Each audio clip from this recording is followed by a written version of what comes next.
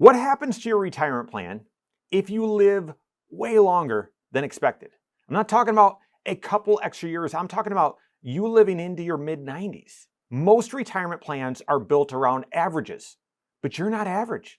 And if your plan only works for the average person, it might not work for you. I've got the 3 big ways that longevity puts your plan at risk and what you need to do about it. I got that and more coming up.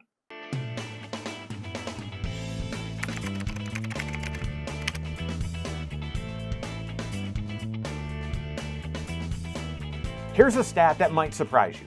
If you are age 65, and for those that are almost there, the average man can now expect to live to be about 84 years old. Average woman, about 86. But here's the thing about averages. Half of all people live longer than that. And if you're healthy, a non-smoker, reasonably active, you could easily be looking at living into your 90s, maybe 90, 92, even 95. In fact, a recent Pew Research survey found that the average American actually plans to live about until 91. That's 25 to 30 years of retirement, folks. And from a financial angle, the question isn't about will you live that long? The question is your plan built for it? We have helped hundreds of families stress test their retirement plans, and I can tell you, longevity risk is one of the most underestimated risks out there. So let's solve that one for you today. Number 1, your assumption may be way off in your retirement plan. Most online retirement calculators use life expectancy. Some even use less than that. Why? Because they're not being intentional. Or maybe they want to show you a plan that actually works because they want to sell you a product. Either way, it's not helpful for you to make the biggest financial decision of your life. Financially, if you plan to live longer than average and you don't, then financially you're going to be just fine, right? But if you financially plan to live to the average and you actually live longer than that, then you could be sunk. For our clients, our baseline assumption is that you're going to outlive your peers. You're going to live a little bit longer than average. Not to get you to sacrifice more than you need to, but to plan on being conservative.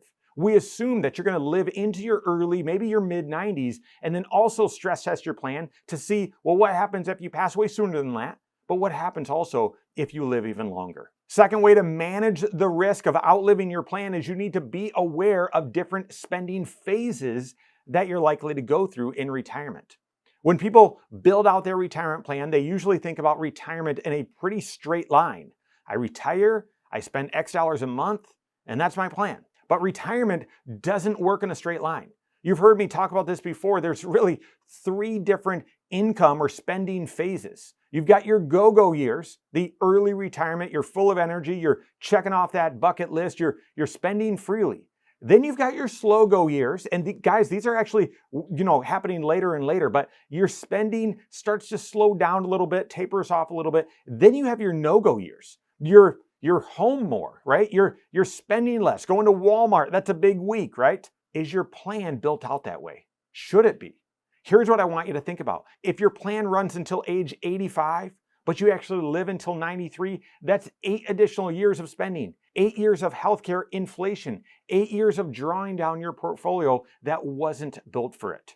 Your spending assumptions have to go further. They need to be more intentional, and your plan needs to account for what spending is actually going to look like in those later stages of a longer retirement. And issue number 3, living longer means inflation's actually that much more of a threat on your overall plan. Inflation is a slow leak, and over a longer retirement, it can really sink the ship. I want you to think about something. If you retire at age 65 and inflation runs at just 3% a year, guys, by the time you're 85, your cost of living has roughly doubled.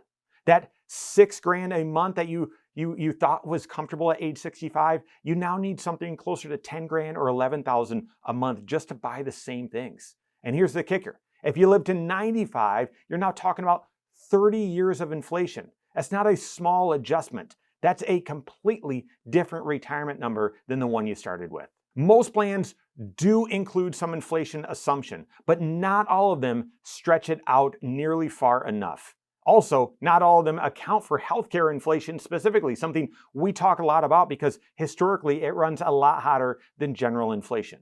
If your plan is using a flat inflation rate out to say age 85 and then calling it done, you need a longer look at those numbers. Run the plan out to 90, run it to 95, do that stress test and see what it does to your confidence ratio and then adjust. This isn't meant to scare you, it's meant to prepare you because you can solve for this and stress test if you know that it's coming. And lastly, as you plan for longer, you need to intentionally build an investment strategy that can last for longer. Your investment strategy needs to keep working for 30 years in retirement, not just 15 or 20. I see this mistake all the time. Someone retires at 65 and they shift to be very conservative. Hey, I don't want to lose money. I'm retired, right? And I get it. Those instincts make a lot of sense. But here's the math problem. If you shift to a very conservative portfolio at 65 and your money isn't growing that much, but yet you've got 30 to 35 years of withdrawals ahead of you, you are setting yourself up for a serious problem. Because you don't just need your money to last, you need your money to grow, enough to outpace inflation, enough to fund those later years, enough to still be there in your 90s. That's why at age 65, your investment time horizon isn't zero.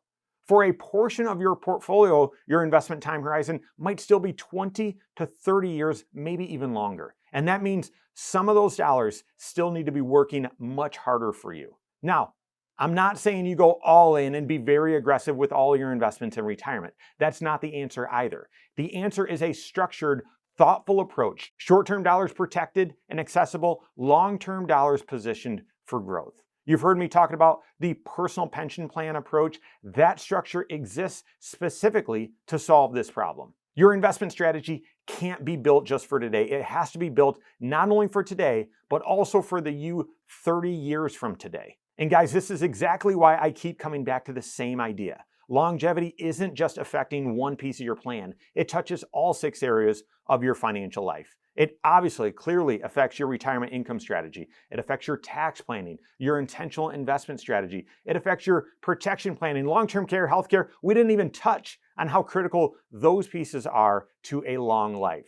This is why comprehensive financial planning, what we call one plan, has to stress test the plan for if you live longer. Not just the average, not just the expected, for you specifically, for your health, for your family history, for your goals. A good plan doesn't just work if everything goes as expected. A great plan works even when you live longer than expected. That's the goal.